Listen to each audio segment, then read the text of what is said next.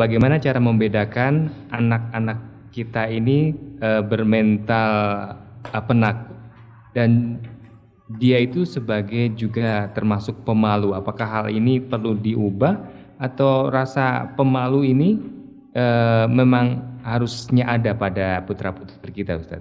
Ya. Untuk Umi Puspa yang ada di Solotigo, pemalu itu adalah sifat yang positif. Ini yang harus kita pahami terlebih dahulu. Pemalu adalah sifat yang positif. Karena Nabi SAW mengatakan al-haya'u minal iman. Malu itu sebagian dari iman. Pernah suatu saat Nabi menemukan ada dua bersaudara. Yang satunya sedang menasehati saudaranya ini karena punya sifat pemalu, supaya mengurangi sifat malunya tadi. Maka apa komentar Nabi? Da'hu, biarkan saudaramu itu. Maksudnya biarkan dia punya sifat malu. Fa innal haya'a minal iman. Sesungguhnya malu itu sebagian dari iman. Wala ya'ti bi khairin, wala ya'ti illa bi khairin. Dan malu itu tidak akan mendatangkan kecuali kebaikan. Jadi ini perlu kita pahami terlebih dahulu. Malu itu adalah termasuk keimanan. Sehingga malu itu sifat yang positif. Tapi ada tapinya.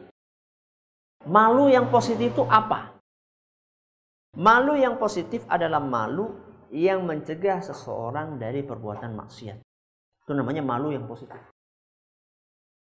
Adapun malu yang menghalangi seseorang untuk menjalankan perintah agama, itu adalah malu yang tercela.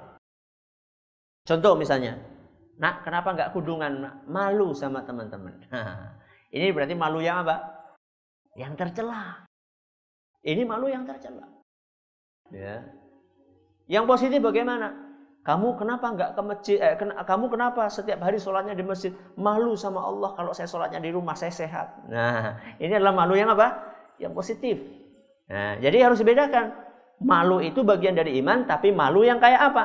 Kalau malu yang mengajak seseorang untuk meninggalkan perbuatan yang jelek, ya, misalnya kenapa kamu nggak buka, kenapa kamu keluar rumah selalu kerudung, pakai kerudung, malu saya kelihatan aurat saya. Nah itu malu yang positif, itu harus dipertahankan, bahkan harus dipertebal. Tapi kalau malu itu menyebabkan seorang meninggalkan aturan agama, maka itulah malu yang tercela. Jadi ini jawabannya secara asal malu adalah bagian dari iman dan itu perlu dipertahankan. Tapi lihat efeknya kayak apa. Kalau efeknya justru akan membuat dia tidak menjalankan perintah agama, maka itu malu yang tercela dan harus diperbaiki. Kalau justru akan membuat dia taat beribadah kepada Allah, maka itu adalah sesuatu yang sifatnya positif. Wallahu a'lam bishawab.